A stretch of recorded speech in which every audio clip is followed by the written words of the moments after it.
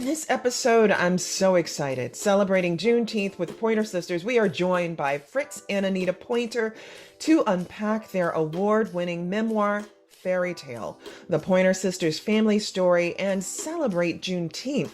It is more than the definitive account of music icons. This is a riveting family memoir of the Pointer Sisters.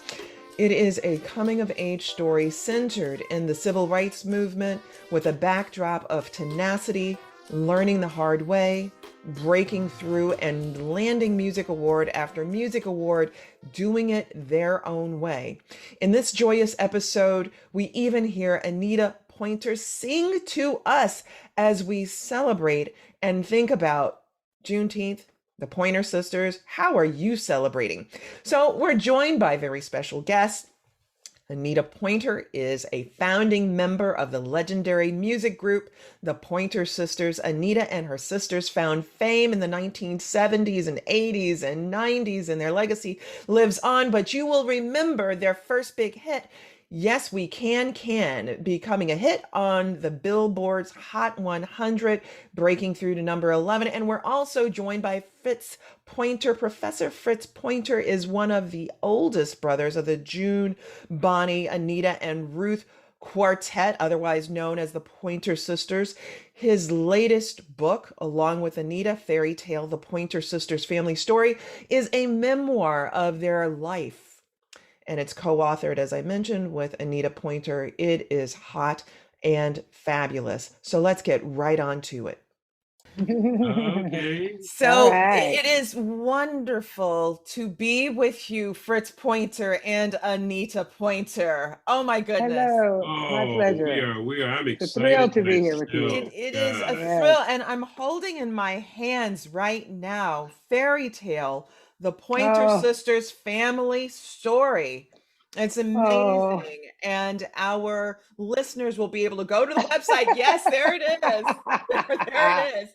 We And ready. look at the book and order the book. So Oh, let's yes, it's turn great. to a discussion about your new award-winning memoir, Fairytale, the Uh, Pointer Sisters family story.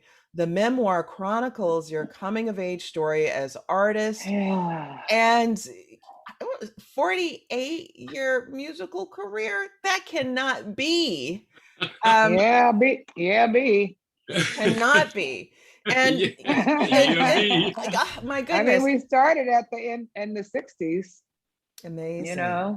amazing. just never stopped until 2015 for Look, me. in the book, you describe the challenges you faced to get where you are today, the joy of making music, trials and tribulations of the music industry, and your journey navigating economic, social, cultural, and political realities and change. So I want to just start there. You got started Mhm. in the 60s. What was it like getting started, and what motivated you to get on stage? Well, what motivated me is I saw my sisters Bonnie and June singing at Fillmore West in San Francisco. They were with the Northern California State Youth Choir, and that's the choir that had the hit out "Oh Happy Day." Mm-hmm. And I saw them performing, and I lost my mind. I just wanted to be up there with them so bad. I was crying, so I couldn't, I just couldn't take it. I wanted to be in that choir. So the Yeah. next day I quit my job and I joined the choir, My which goodness, was what was the very job that you risky. quit? What job was that? Blake Matuire and Sweeney, and a law office in Berkeley. Mm-hmm. And I was receptionist studying to be a legal secretary. I had gone to several seminars and I was wanting to be a legal secretary. But that took it for me. And when I saw that chance, I said, I got to take this chance. And I took it and I joined the choir. We Okay. rehearsed for a few weeks and then we were on our way to New York and to perform with the choir. But the morning of the trip, and Mama had gotten a little loan to give me and Bonnie and June a little cash to take on the road, $300, 100 apiece. But we were ready to go. Our bags were packed and at the door, and someone called and told my mother that the trip has been canceled. Oh my That was, goodness. we were ready to leave that moment. Yes, yes. How devastating. So then I had to go get another job. My goodness. All right. So let's pull back a little bit for our audience so that they understand the family. So, Fritz, why don't we start with you with tell us a little bit about the family, the brothers, the sisters, the parents. What's the family Yeah. story? Well, we introduced the family in the book in Oakland, California. We came out to Oakland from Arkansas, from Little Rock, Arkansas, and our parents were part of the Great Migration. Mm-hmm. And so when we got to Oakland and lived at a couple of places, even in the projects in Oakland, actually, but then our family started growing and parents had to get another house. And so we got a house in Oakland on 18th Street. And before too long, we had other relatives coming from Arkansas, our grandparents, our uncles and aunt. My mother's brother and his wife and their children. And so as it ended up being 15 of us in this house. 15. 15. Yeah. And I mean, we had a ball. We sure did. I mean, there's nothing greater, particularly for a young guy, to grow up with 4 sisters. My goodness. And 4 fine sisters who got fine friends. And so, yes. Oh, Lord, so the Pointer household was a happy household in spite of our, relative poverty. Our mother had to work in the fields and go down to the fields and pick beans and strawberries and all kinds of stuff to feed us. This was in California, so this is not part of the Arkansas story. This is your mother after the move. After the move in California. Oh yes. And so we, we were not wealthy by any stretch of the imagination, but we were a happy family. The singing around the house, our mother sang all the time. She would sing no matter what. She and our dad was quite the disciplinarian, but also a calm and. And what was your dad doing? Was he also doing agriculture? Was he doing something else? No, our dad at the time worked. He was first worked at General Electric in Oakland. Yeah, he sure did. Worked at General Electric until the church was able to afford him a salary of a modest salary, but he had another job. Yes. Mm-hmm. Yeah. He had to have that other job. And since we're celebrating Juneteenth too, it matters something that you said, Fritz, which is that the family came from Arkansas and that it was part of that great North migration. It's going to help people to understand what that was about. Why were Black folks leaving Arkansas? Why did your family have to leave? Well, I'll say that quickly, and I'll let Anita, get in on this too. I remember my grandfather, by when Granddaddy Fritz, he was called. Saying, Granddaddy Fritz. Granddaddy Fritz would say, either I am going to kill somebody or I'm going to be killed. Because I cannot stand this. He didn't add all this, but that's what based upon the Jim Crow system there, and the fact that our mother was a very, biased, but a very attractive woman, and he said, I've got to protect my daughter, and so we've got to move. We cannot stay here. Either somebody's going to kill us or we're going to get killed because we cannot stand this system. And so we packed up, and at least our family packed up and moved to Oakland, California. There were lots. Yeah, and you said there was a story where you said they tried to take the house, saying he hadn't made his mortgage payments. That's right. And luckily, he had saved every receipt. Yes, that's right. That's right.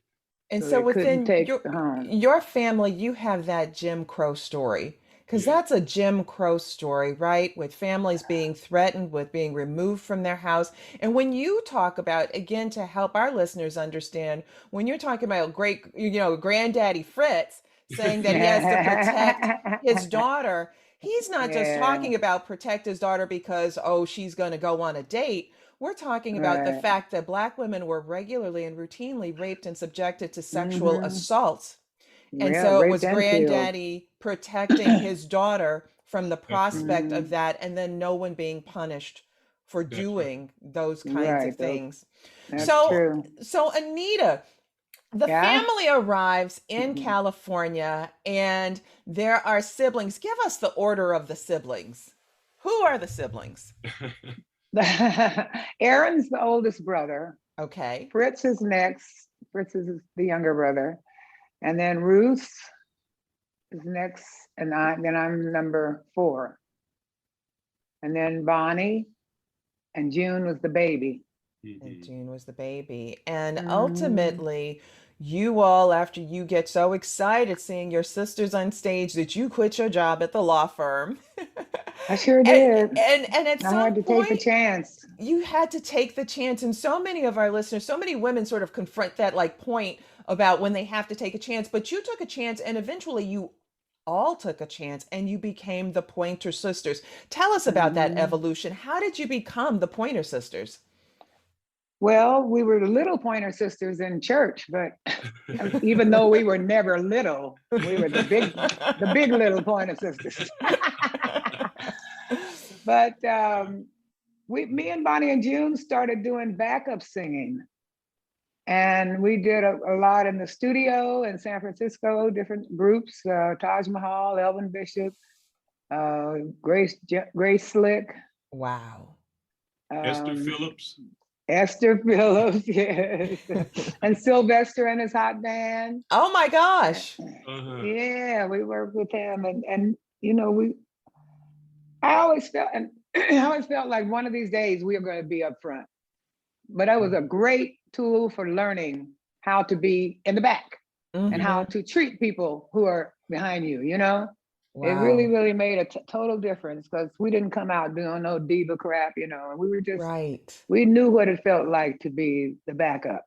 Right. And And yeah, yeah, and not and it's rare, isn't it, that backup singers make their way to the front. That's right. that's the truth. That's That's so true. And right. especially That's when right. it's 3 of them, usually they break the groups up and one comes out, you know, and the rest of the group kind of fades away.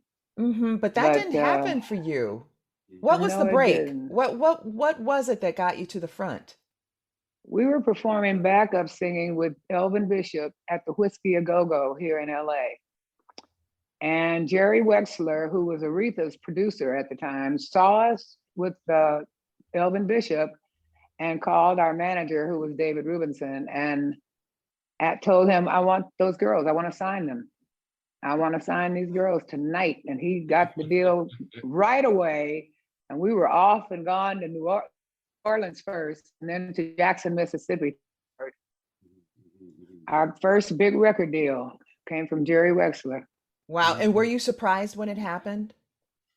Yeah, but I knew it was coming someday. Mm-hmm. I was Mm-hmm. just kind of surprised it happened that way, you know, not like in an office where we're sitting down negotiating and all this kind of stuff, you know. Right. But yeah, but I was just so honored that Aretha's producer liked us, Yeah. Wow. enough to want to sign us to his record label. And that was Atlantic Records. And that was the first deal we got. And what year Me was and, that? Do you remember? ooh, oh God. 1971, I believe. Or it could have been 69, but earlier. Yeah, like around 1969, 70, I 69, think it was. I don't even 70, remember what year that was. Mm-hmm. So you got Uh, your first deal then. yeah. maybe And 70. and so Fritz, where are you in all of this? So they've got their deal because at some point you're on the road with them. At some point you're wearing a manager's hat before you just have too much of it all. Well, I know. it's not easy, working with family, particularly the young sisters, it took me a while to understand and to realize really, and to be really conscious of the stature that they had achieved. And so when they were doing Carol Burnett and Flip Wilson and the Cher Show, well, to me, it was like, hey, okay. It wasn't, I really didn't quite comprehend the bigness of it, if you will. And so, they hired me as a road manager because I needed work, first of all, and I appreciated that so much. But then as a road manager, I had certain responsibilities that I tended to shirk because I was a college educated dude. And so, I would be sitting reading my New York Times, and they're saying, "Hey, you got to check this stage floor. It's got holes in it. You didn't see those? You didn't see those holes in the stage floor?" This was in New York City at the Madison Square Garden. But anyway, that was my first faux pas. The next one was when they were doing the Carol Burnett show and asked me, during a break, if I would go get some burgers. And I said, "Hey, I'm reading my New York Times here. Can I finish my New York?" And then I don't know who said it. It may have been June. I said, "Well, look, we're stars, Fritz. We're stars." Sounds like June. So I did put that damn paper down and go get us some hamburgers. So that was kind of a writing on the wall that it was time for me to, head maybe off into another. Time for you to head into academia. And those holes in the floor matter because they're dancing. I know. Oh yeah, we always look out for that. Oh yes, man. indeed. And they are. So I'm wondering how we fit in then something else. So you've got a loving family that's all together in Oakland. You got this musical talent that's coming out in church and whatnot. This, in part, I'm just tiptoeing back a little bit here. Yeah. And at some point, we've got Bonnie and you, Anita, being founding members of the Northern California Black Panther Party. Yeah. So how does that come about? And Fritz, you're involved. Through Fritz. Yeah, exactly. Fritz too. That's how I got involved, through my brother Fritz. He was teaching when he came back from college, and he was teaching Black history to Black kids in Oakland who had never had any Black history.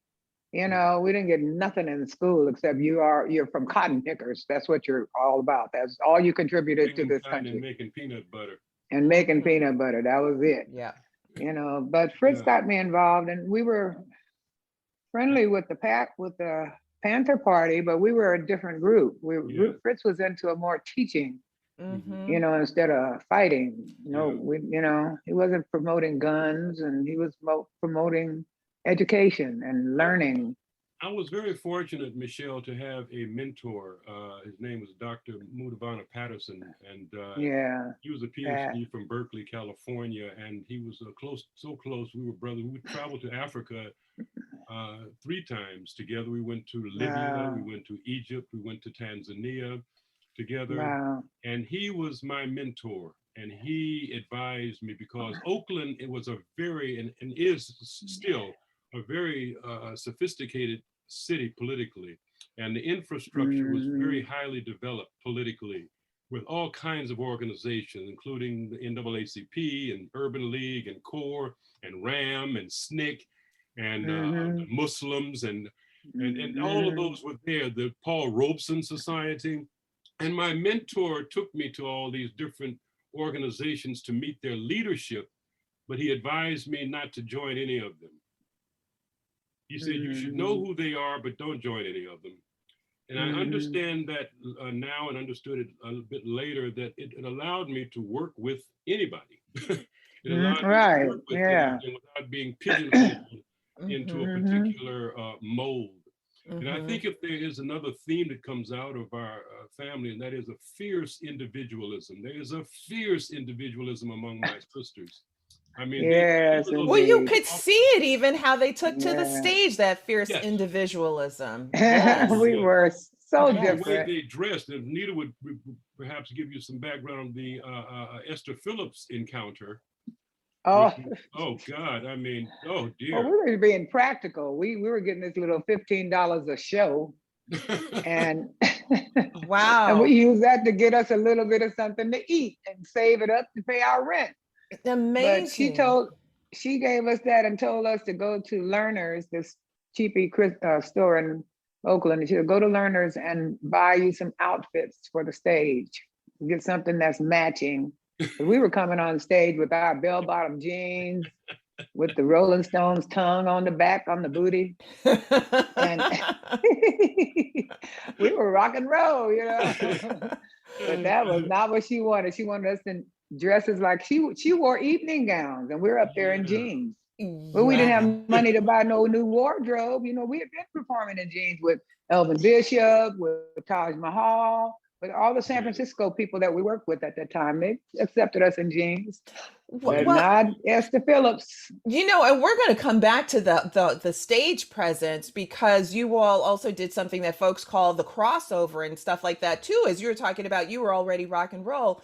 But start off with this question with regard to the Panthers because you also were educated and you brought a vision of education. And you're absolutely right, Fritz. In thinking even about the Panthers and their early work was about educating kids, providing free lunches to kids, all these things that weren't being done. And I wonder then how being politically aware, being socially aware, being committed to the uplift of Black people, how that informed then your music as you started out. Was that ever part of the backdrop in terms of thinking about the formation of the Pointer Sisters? Mhm. I think, Uh, well, I would say that first hit, Anita, I'm gonna let Anita take it from here though, but that yeah. first hit, Yes We Can, Anita has some lyrics in there that I think expresses the kind of political commitment that she's displayed most of her adult life. How can you Yeah. sit there? What's the rest Like of it? there's nothing to do, like you don't care what this world's coming to. Woo! Lord. Oh Yeah. my There's gosh. so many needy, so many poor, but love and understanding is the key to the door. Oh my Yeah. gosh.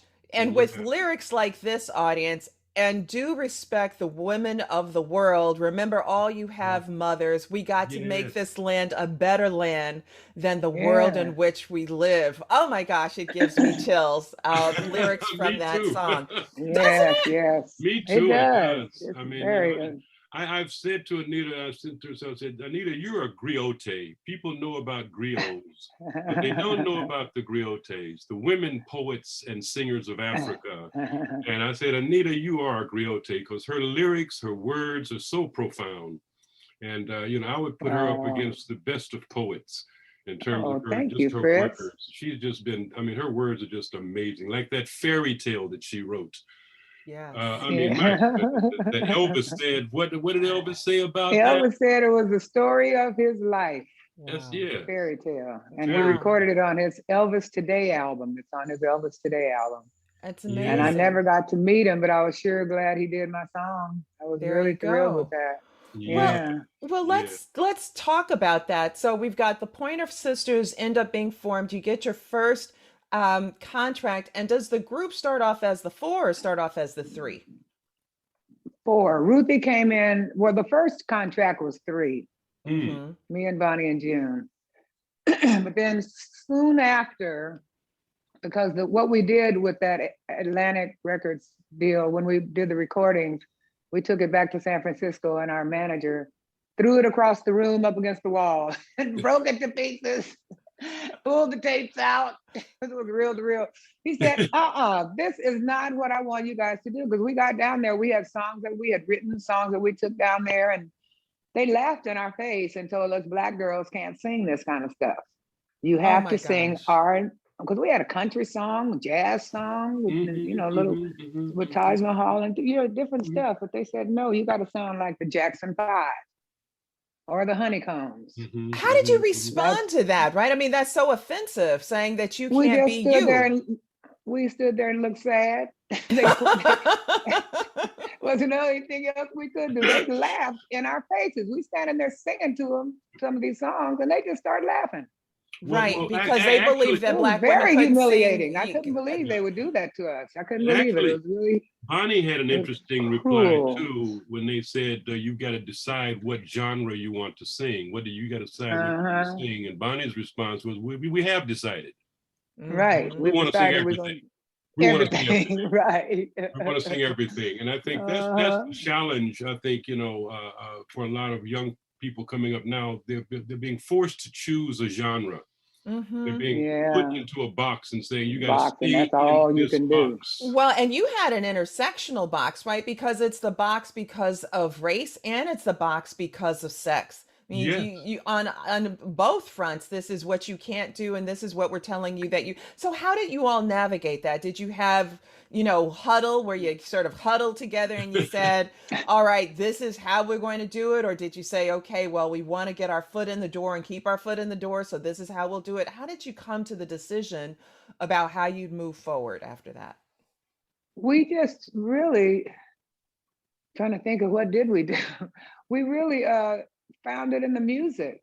When we wanted to move forward or do something to impress the people of the world, and we found that in our music. And I think David Rubinson.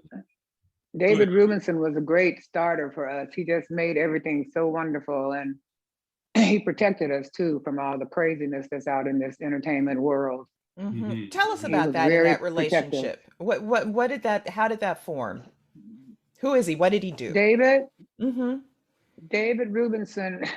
Bonnie and June were, well, let's see. Bonnie and June was doing some backup singing with this guy named Michael Takamatsu in San Francisco, and he took a tape into David Rubinson's office. He turned Bonnie and June on to David Rubinson, and David played the tape, and he liked Bonnie and June's backup singing, but he didn't like Michael's singing. So he gave Bonnie a card of his, and me and Bonnie and June went to Texas. And this was before the Atlantic deal. Yeah, before the Atlantic deal, because we hadn't sang with Ellen Bishop yet. Me and Bonnie and June, I met this guy who said he knew all these people in Texas that could get us started, and we wanted to sing. And this was like between the choir and nothing, a new job. I worked at another company. But let's see. So you went to Houston. We went to Texas, got stranded in Texas, and Bonnie just happened to have David Rubinson's card in her purse. Wow. And we said, well, it won't hurt to try. We tried everybody else, every other friend we know, including Mama. And Mother told us, Mother said, I'll get my baby June home, but you and Anita better get home on your own. You and Bonnie better get home on your own. So we were kind of stuck there and staying in a horrible place with this girl that we had just met because we were stranded. This guy that we went to Texas with abandoned us. Oh my gosh. He got mad because I think he had other plans for us in Texas. And you didn't have those plans. You didn't share those plans. No, we said, you are not going to tell us what to do. He thought he could boss us around. No. Crazy fool. So he put us out. And we didn't know him. He was from there, from Houston. His mother lived there. His sister lived there. And instead of him go out and go stay at other places, he put us out. Oh my gosh. So we've got the real dog. We've got the card. So David, we called David, said he can't hurt, he can't hit us, but he just answered the phone. And he agreed to get us back to Oakland. And he sent tickets for me, Bonnie, and June. And we left Texas and got back to Oakland. And as soon as we got back, he started booking us as backup singers. That's when his backup singing really started with David. Look at that. He got us jobs with Sun Bear, with Elvin Bishop and Cold Blood and all these different San Francisco artists. He was the one that got us. He really got you all started, which then led to you being able to get your first major contract. And Anita. Yeah, he rescued us from a horrible situation in Texas. Right. Wow, he really did. He rescued us. It was really bad. Isn't that interesting, that synergy, the fact that all came together in that way, the serendipity of it? Yeah. It's amazing. No, I'm telling you, it was the best times of our lives. Audience, I am holding this book in my hand and it just feels so magical. You have to go to our website and look at the cover of this book and you will see exactly what you heard Fritz and Anita talking about in terms of their individuality. And it's working. I mean, it's just, and what's interesting is the individuality comes out and it's also seamless. You're not wearing the same things, but it looks so in harmony. That's amazing. Yeah. Anita, on the very first page of the memoir, you write, We were thrust into the dizzying world of show business with no professional training other than singing in the choir at our father's church. Not only that, we knew nothing about royalties, songwriting credits, Mm, or management fees. So, mm. what was it like entering that music industry and then having to learn? Tell us about what did you learn and what would be your advice to people who are coming up just like you were? Mm. Sorry, my phone started ringing. What would it be to for Yeah, people so coming up? you didn't have all that experience, and so I wonder what was that like? What were the things that you had to learn? And then we'll get to what advice you have for others. So you didn't know any of those things. Did you have experiences where you're like, I wish we had Right, known we that? didn't. Yeah, Well, people well, from help, working like, in, Taj Mahal, for example, told them they should get certain kinds of arranging credits and stuff. And other he people, sure did. and He so was the there were first one people. to tell us when we had been doing backup singing with a lot of groups, and they get us in the studio and they say, "Now listen to this song. Now what would you sing behind it?" And me Mm, and Bonnie and June would create the background parts, and we were good at it too. And but only we got paid for singing. We would create Hmm. them and sing them. Right, yeah. but And you were Taj actually Mahal doing let us arranging. know. Mm, Yeah, arranging and writing. Taj Mahal was the first one to tell us that, you guys deserve credits on this because you do more than just sing the songs. You're creating, you're arranging the vocals. arranging, yes, yes, yes, Hmm. Yeah. yeah. Hmm. But that But ownership, the ownership of music comes later, I think, Anita, in terms of recognizing the need to to own your own your publishing. publishing. That's Yeah. when that And came. things There's like no, that. So when yeah, did you Because learn they don't about tell you that? that. So yeah. when did you learn about that you had to you know, own your own music? I guess I learned about it when I was with Sonny Burke, and he taught me a lot of stuff about the music industry. He had been in it for a long time, And Sonny and Burke is who? a pianist. He was Smokey Robinson's musical director, Okay. Mhm. and he was the assistant producer on the Pointer Sisters Having a Party album. Mm. He produced that with Richard Perry, Mhm. Mhm. Mhm. and Yeah, yeah. And so that's yeah, something then that ends up coming out where you learn. But I imagine that there were a lot of women, perhaps a lot of a lot of black musicians, black women musicians who did that not don't know. know. Just don't Yeah, know. I That's mean right. and a lot of these corporations, they'll pay you off, and you be a ghostwriter, you get paid, but they Mhm. take all the credit. Mhm. The Well, artist will take all the credit, and you don't have anything to back you up on it because you signed a deal that I'm a ghost. yeah, it's hard, Michelle, particularly when you're coming out. Like I said, we came out of a poor circumstance, and beginning to make a living and make money. You're Hmm. glad to be able to, to sustain yourself, and you're not thinking so much of the future investment. You're just, just Right. trying to survive, Hmm. and the managers and Day producers, to day. yeah, they kind of, And they exploit people. I mean, oh there are yes, people oh who yeah, are, Oh yeah. very famous, had hits, and then you find out that, they died homeless. that sort of Right. thing, Exactly. you know. Exactly. All Like right. And that's Anita something that has, happens yeah, all the time. Anita has But songs that she's written that she can't collect on for what, 20 years or something, or it started off as 57 years. But I Wow. wrote them and I published them back in the 70s. Mhm. And now it's coming to where I think I just have a few more years and I can recoup my publishing on those songs. That's amazing. So there is a yeah, way so it's, in which you're still That's caught in that. something. All right. So I do want to Yeah. get back slightly to this political, but I'm going to let that go for a bit because President Obama used your record, Yes, We Can, during his presidential campaign in 2008. And there's so much more there. You really, the mold breaking. And then there comes this time in the 70s and the 80s where the Pointer Sisters are everywhere.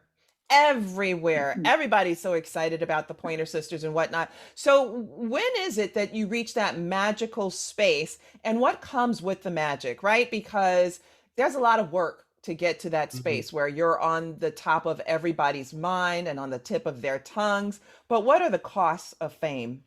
Mm. Oh boy.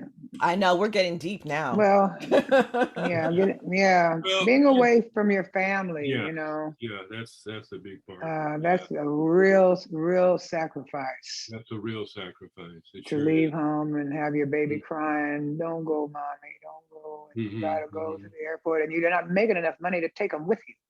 Right. Now, right. these other groups, these white groups, they have money, their deals are with the record companies and they can take their husbands, their kids, and everybody on the road with them because they were giving them enough money to do that. Mm-hmm, Hmm. They don't do that with black acts. mm-hmm. You have to work your way through everything. Yes, Oh God. yes. Even when So you're selling it's the really, record. So even as you are, your yeah. name is everywhere, but you're not getting money. Mhm. You're not getting the paid what the white artists are being paid. Mm-hmm. No, oh no. Oh no, never. Mm-hmm. No, we're not. No, And it's a no. shame Yeah, Hmm. that. getting that top billing is hard. There are some real Yeah. traumatic times that are mentioned in the book. Even their first appearance at Las Vegas, I think it was the first, Anita, when June wouldn't come out of the dressing room. Tell us Yeah, about that was that. Tell Las us about Vegas. I that. was thinking about that too, because that's another place where we're pushed into these rooms down the hall. And Describe when the that other for acts, our I listeners. won't name any other acts, but when they come in, they get a villa, beautiful Mhm. villa. But Mm-hmm. we didn't get that, even though we were headlining at Caesar's Palace. Wait, so for the audience, so that the audience, because I'm holding the book and I'm feeling magic in my hands, you all. But for those of you who haven't yet read the book, and I know you're going to rush out and get it because they're winning all sorts of awards about this book. It is so powerful. Mhm. So you're Isn't that wonderful? headlining. Woo! It is Thank wonderful. you, It Michelle. So it's is. absolutely And thank you for wonderful. your endorsement of it, Michelle. Hey, Thank you well, of so much. Yes, course, thank you so much. of I'm telling Woo! you. course, of course. Yeah. So you all Mhm. are headlining in Vegas. And Vegas, of course, had Mhm. its race history too, and Frank Sinatra ends Oh up, yeah. Oh getting yeah. involved in that. And so Mhm. tell us about your headlining, but you're not getting the comforts of headlining. Mhm. Mhm. Right. Well, we didn't even know it because that was the rooms they always gave us, but they were always the rooms at the end of the hall. They were nice big suites with Mhm. horrible wallpaper. Hmm. At the end of the hall. That wallpaper screams at you, get out and gamble, get out of the room, Right, go and right, gamble. right, exactly. And meanwhile, But white acts that aren't even headlining are being provided villas and other Yeah, I kinds of don't know treatment. that, but I'm talking about those who were headlining, Okay. yeah, just like we were headlining. Those are the only Right, but ones you're I not know that getting, but we you didn't weren't get the getting that. villas. yeah, We didn't get yeah. that. We never had a deal. And I why was mean, it that June didn't want to come out? just nerves. It was our very Nerves, first time there, our very first time in Vegas, and she was just nervous and tired, stressed, tired and exhausted. stressed. Yeah, because we were working so hard. I can't believe how hard. He had just come back from Midham in France, Meet which them, is yeah, Meedham, okay, yeah, from in France, the south of and France. it was like a 3.5, 4 week grueling tour, day after day after day. And June was just exhausted. She had gone through this Hmm. terrible traumatic Hmm. experience not long before of being, well, being raped in Oakland Hmm. by these Hmm. guys, and that Yeah, traumatized her for the rest of her life. yeah, she never got over it. Poor Never got baby. over it. Never got over it. And Hmm. so she began to, try a little self-medication, but the doctors first got her on these hard meds, these hard drugs Hmm. until she was like in a zombie-like state. This is again just prior to their, advent into the career world. But she was like in a zombie-like state, and mother went over and said, "Hey, I'm taking my baby home." Mm. And she took Hmm. them out. She took her out of the hospital and And brought took her her home. And home. I was there at the time, and I know mother bathed her and washed her and took her to Hmm. movies and held her hand and sang to her. And Hmm. I'm sorry, Fritz. Yeah, this is the backdrop. So, as part of the added texture of a group that's bringing such joy and life to an audience, the backdrop is also the kind of suffering, you know, and enduring things like, you know, the rape, sexual assault against June, and the family and the group having to deal with that. So, I mean, that's attention. You know, they say the show must go on. They Yeah, must get to yeah, the yeah. stage, but the audience Mhm. doesn't always know just What's how going on? traumatic what's going on in someone's life Mhm. to get you to the stage. So, did June get to the stage? No, mother had to come and pick her up in Mm-mm. a private plane. She wouldn't Hmm. come out of No, her she room. wouldn't go. She wouldn't go on stage. She would So not go on we stage. had to redo our whole show with three, with Hmm. me and Ruthie and Bonnie. We had to redo the show because it was all choreographed and everything, you know. Mm, Hmm. So yeah. we just did it. And you Just, know, we're talking about the challenges behind the music, oh yeah. and you know, the things that folks encounter. This is what we get to learn from the book and more. So I'm glad that you're willing to share these experiences with us. And you know, you talked Mhm. about, Anita, how hard it can be to leave your child behind Mm, because you Mhm. don't have the money to be able to take your child on tour with you or anybody else. Mhm. What are some of the other kinds of challenges that you found while everybody's celebrating your music, but behind the scenes, you all are having to deal with things? let Well, me mention. things like Go I'm ahead. going, Fritz. No, Go go on, ahead. Fritz. Oh, I was just going to. Well, there are two things I've had come right to mind, and that one is the event when they first did their first public appearance at this club. I think it was called Bimbos, and Oh yeah. the band members, a couple of the band members, if not all of them, but a couple of them for sure, had on full Ku Klux Klan regalia No. in their Yes, they very did. first public appearance. Yeah. I mean, it's like, what the Bimbos in San hell? Francisco. I mean, San I what, know. Francisco. This was not yeah, Yeah. Mississippi, audience. yeah, right. No, this Liberal was San San Francisco Francisco. with the band members in Ku Klux Klan. And here they are on stage like four Billie Holidays. And it was like, Yeah, we could have been singing Strange Fruit. You could have been. I'm And telling here you, they I'm coming telling out you. singing. They're coming there out playing with Ku Klux Klan uniform. That was Yeah, just and so what tacky. for? To intimidate them, to So frighten them, to hopefully that make was them evil. just evil, Hmm. evil, evil, evil. The second one I want to mention is the event at the Grand Ole Opry when they Hmm. were told, when they were met with signs saying "Keep country white," basically "Keep country country, keep country white," My and they were goodness. Hmm. met with these signs Hmm. protesting when they were the first black Yeah, before we female went group in. to perform at the Grand Ole Opry, and that's how Yeah, they got welcomed to the Grand Ole Opry. right. So repeat that again, Fritz. So they were the first black female First group. black female group to ever perform at Ever the Grand perform at the Ole Grand Opry. Ole Opry. Look Yeah. at First that. and the last And the first black female group to ever get a Grammy for a country for a song. country song. Here we go. And there Yeah. it was. These Yeah. folks saying that you're Yeah. not supposed to, you're not allowed to sing country You're not music. country. Yeah, You're you're not not country, Oh, and you are please. the first black female group to win a right. Grammy in country I mean, when music. I wrote Fairytale, it wasn't, I didn't sit down and say, I'm going to write a country song. I just Hmm. started writing a song. And it Right. came out country because I'm country. You were You born in know, Arkansas, so we let's grew be up in a clear. country church. It was country, That's can't get right. around that. That's right. That's right. No Yes. Not get shame in around that. it. No shame None in No that shame. at whatsoever. I all. love the country anyway. No. I was really happy that they also, Michelle, perpetuated the only classical music of America, and that is jazz to me. Yes. That classical Yeah, music that right.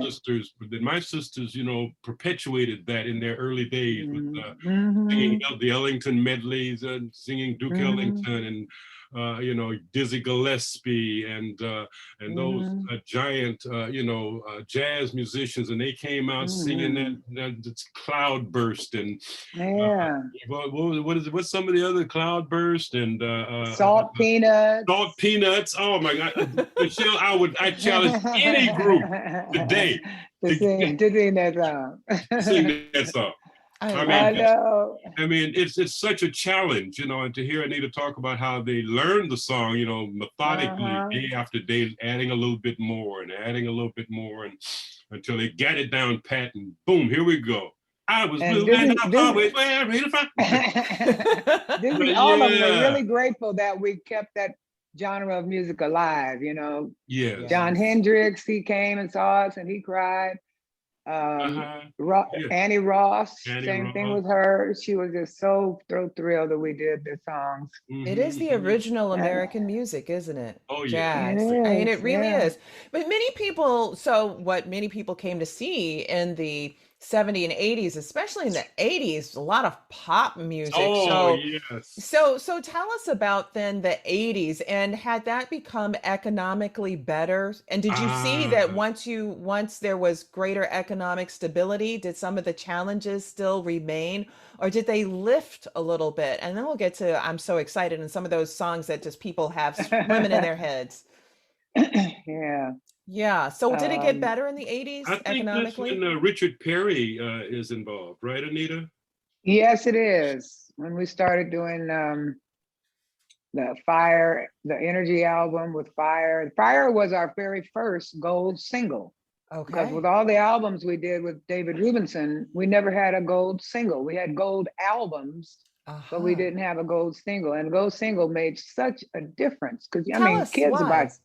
kids will buy singles, and Right. it's adults will buy albums, but kids Right. bought singles, and it really just propelled us into a whole nother level when we had that hit with Fire, Mm-hmm. Bruce Mm-hmm. Springsteen's Fire. That was really a cool thing. And Yes, that and that is, and I'm hearing it right now. Fire, yo, yes, burn and burn it. and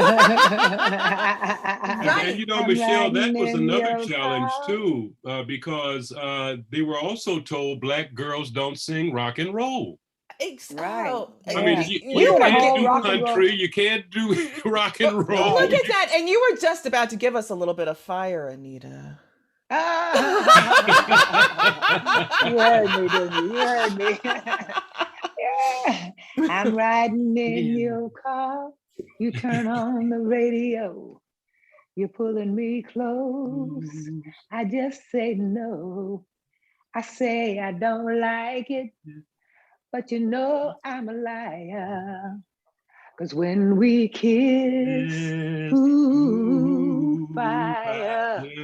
Oh, that is brilliant. Thank Yeah. you so much. And Michelle, the other one, it became what they call like a female national anthem. Slow hand. Slow hand. I Yes. know. Okay. There's a whole lot of women trembling about that. Now they Okay. tremble. I know. I That's know. a good one. I Oh was my wondering God. if Anita give us a little bit of slow hand. Oh Lord, let's see. As the midnight moon was drifting through the lazy sway of the trees, I saw the look in your eyes looking into mine, seeing what you wanted to see. Darling, don't say a word, 'cause I already heard what your body's saying to mine. I'm tired of fast moves. I've got a slow groove on my mind. Oh I want a yes. man with a slow hand. I want a lover with an easy touch. I want somebody who will spend some time, not come and go in a heated rush. I want Yes, somebody who will indeed. understand. When it comes to love, I want a slow hand. Woo! And I'm that's the telling you. truth.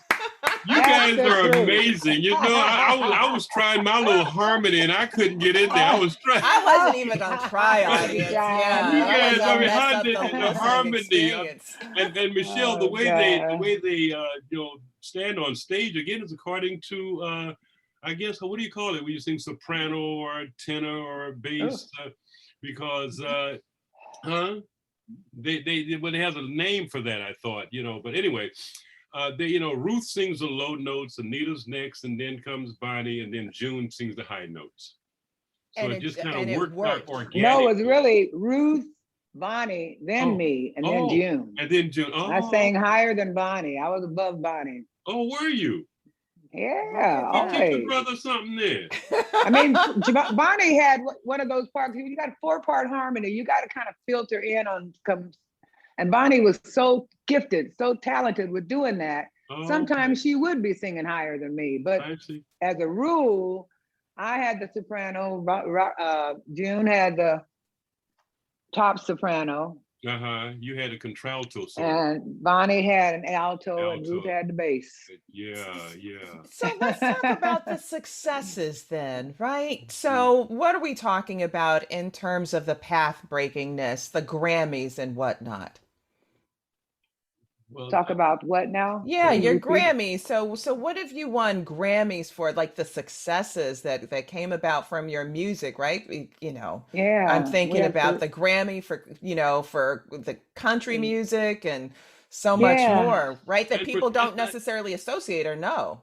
maybe she should talk a little bit about participation in things like "We Are the World" Yes, yes, exactly. That was and huge too. musical atheist behavior. that was Yes, good. that was What a absolutely night! huge. What a night! Spending the night at A&M Studios, and the sign at the door said, "Leave your egos at the door." And everybody People may not came in. remember that.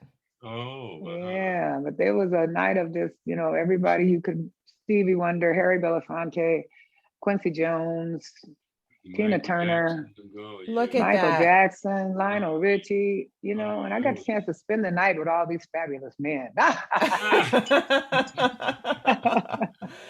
it's amazing to think you about just those enormous and know, impactful successes. Yes, Fritz. yeah, and Michelle, what comes to mind too is their refusal to play South Africa, because sometimes you sacrifice in that Yeah, way too. You say, yeah. hey, the money Because the isn't worth. money is good. The Yeah, money's good. So, yeah, but and it's we're not. hot now. So let's go, Mm-hmm. Yeah, regardless of Mm-hmm. what they've done to my people. That is not cool at all. And right. so We you have all to take made them. those decisions as well, that there were going to be Yeah. places that you would refuse to play, no Yeah. matter Yeah. Well, what money. apartheid, Yes.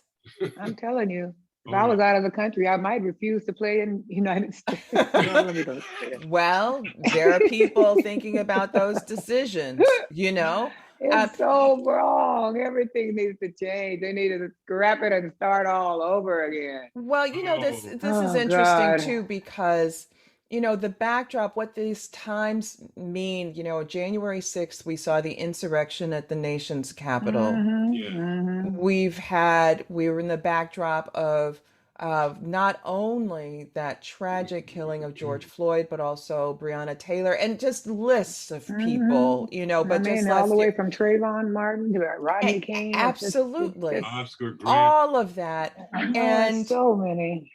in thinking about your refusal to play in South Africa, I'm thinking about Laura Ingraham, who is a television personality, Oh, who told LeBron James that he should, quote, shut up and dribble And dribble. after he spoke Yes. about the challenges that And come that's with being something. Black in America, right? And Right, it seems right. to me Oh, I that can't you stand all that. made, even though you were entertaining, you were bringing such great music to people, you were also making important political points as well. And that's what we also get from your music.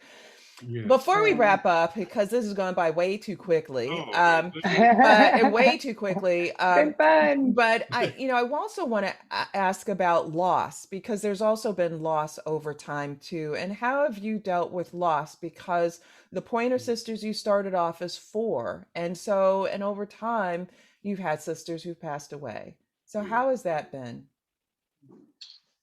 Oh, very hard. And it started off with the loss of my daughter, my only child. And that was that whole decade from 2000 when my mom died, To 2000. Yeah. 2003, my daughter died, 2006, my sister died. And that whole decade was just horrible, just really, really, really bad. And I mean, it's been now 18 years since my daughter died, Which but is I'm still thinking about it every single day. I cry a lot about her. I miss her so, so much. And the same with my sisters. I miss them, especially right now. It's kind of focused on Bonnie because it's so fresh. Yesterday was her anniversary of her death. She died June the 8th, 2020. That's right. That's her picture back there, by the way, Michelle. Yeah, What a that's her behind beautiful, me. beautiful, beautiful My image. baby sister. God, I love her. And It's not easy. You know, I have to find new ways to do things because we were doing so much together. And Mhm. it's a whole different way of thinking about things now when I don't have her here and her to bounce things off of and can't call her. And, you know, we have gotten really, really close. Yeah. And Mhm. And you know, it's just Michelle, sad. Lizzie's dad, whom you know well, and we both know Mhm. well, who were with him in his last hours and minutes, actually, wrote poems for each of those deaths. Wrote And a he poem sure for did. my mother. Wrote a poem for Hmm. June, and wrote a Hmm. beautiful poem Wrote a for poem for Jada. Yeah, yeah. every time I read it, I cry. It's a beautiful poem. So Beautiful.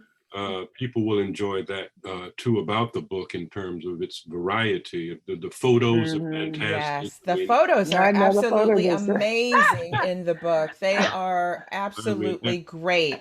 I'm And that's and a, telling this you. this picture of Bonnie on the cover of Jet. oh Yeah, yeah, yeah, yeah. Oh, yes. She Yeah, had no, it going on. that's some yeah. power there. And by the Yes, way, she Michelle, can I did. mention too that along with our stellar Congress people like Barbara Lee and Ron Dellums, Kamala Hmm. Harris also attended our father's church. Yes, yes, That's Yep. something yes, we just found out She about. sure. Yeah, we're hoping that she Yeah. learned some lessons there. yes, We're yes. hoping so. After That this will recent help trip her. to Guatemala and telling the Guatemalans to stay home, I'm not Oh, too I sure. know. But anyway, Wow. I know that was kind of crude. I know they said they're going to try to work on giving them reason to not want to go yes, to yes, stay. And if that can happen, that would be ideal, of it course. But would. that means taking some of the jobs down there and instead of Hmm. sitting on the Thailand, Yeah, Wow. so wherever, that's S- right. wherever they s- send So them much of to. your Not music. Thailand. I love Thailand. I forgot. So much of your music has been about liberation and about uplift and Yes. liberation for people of color, liberation for women, women of color, Black women. And one just can't help but celebrate that in the book. One can't help but just notice all of the awards that you've won.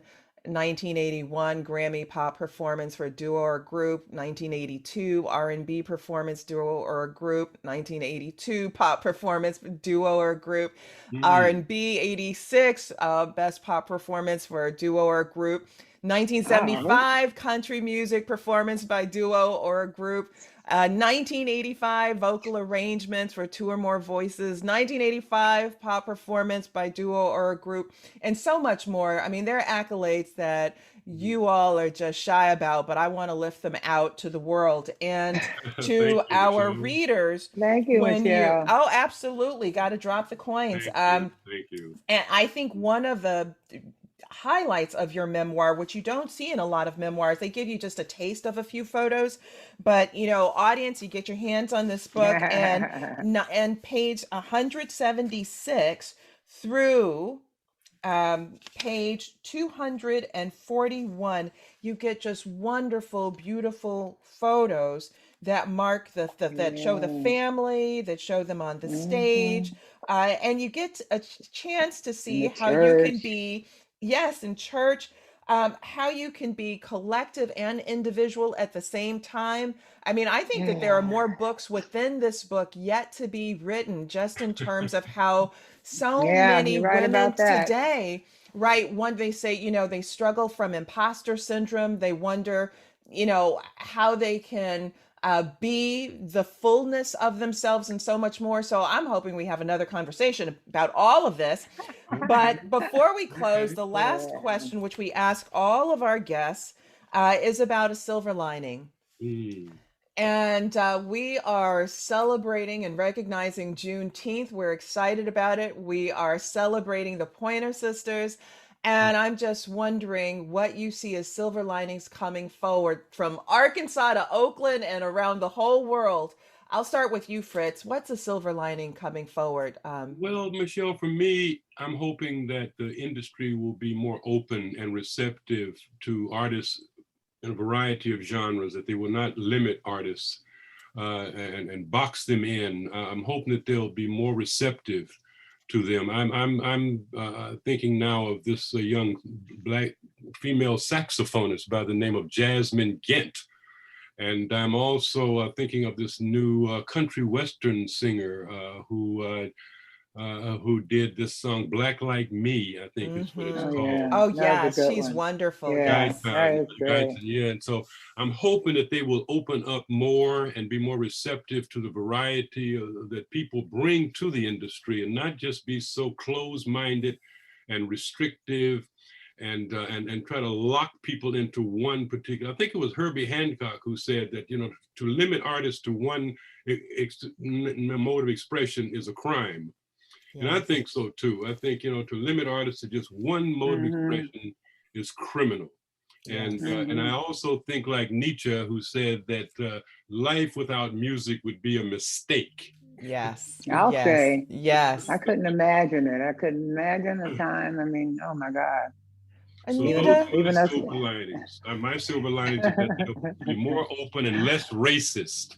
Yes. Exactly. Yes. And for you, Anita, silver lining going forward? Well, I think that at least we're now beginning to see a vague closeness to the silver lining, because people are opening up and telling the truth. Mm. And that's been needed for so long. I mean, when I watched that thing about the Tulsa massacre, and they said nobody talked about it. Even Right. the ones who lived in Tulsa. He said, I went to school in Tulsa and I didn't hear nothing about it in school. Yeah. Those kind of things that are hidden from this whole culture in America, that they're so great. They rescued everybody, rescued the Indians from their they were savages and we rescued them. No, they need the truth. Guests and listeners, that's it for today's episode of On the Issues with Michele Goodwin. I want to thank my guests, Anita and Fritz Pointer, for joining us and being part of this critical and insightful conversation. And to our listeners, I thank you for tuning in for the full story. We hope you join us again for our next episode, where we will be reporting, rebelling, and telling it like it is, with special guests talking about the sex talk you wish you got from your parents. Sex Ed 101. Birth control, periods, and more. We'll be joined by Kelly Davis, Dr. Fatu Forna, I'm such a fan, Mary Emily O'Hara, and Jennifer Weiss-Wolf. It will be an episode you will not want to miss. For more information about what we discussed today, head to msmagazine.com. If you believe, as we do, that women's voices matter, that equality for all persons cannot be delayed, and that rebuilding America, being unbought and unbossed, and reclaiming our time are important, then be sure to rate, review, and subscribe to On the Issues with Michele Goodwin in Apple Podcasts, Spotify, iHeartRadio, Google Podcasts, and Stitcher. We are ad-free and reader supported. Help us reach new listeners and bring the hard-hitting content you've come to expect by rating, reviewing, and subscribing. Let us know what you think about our show. So please support independent feminist media.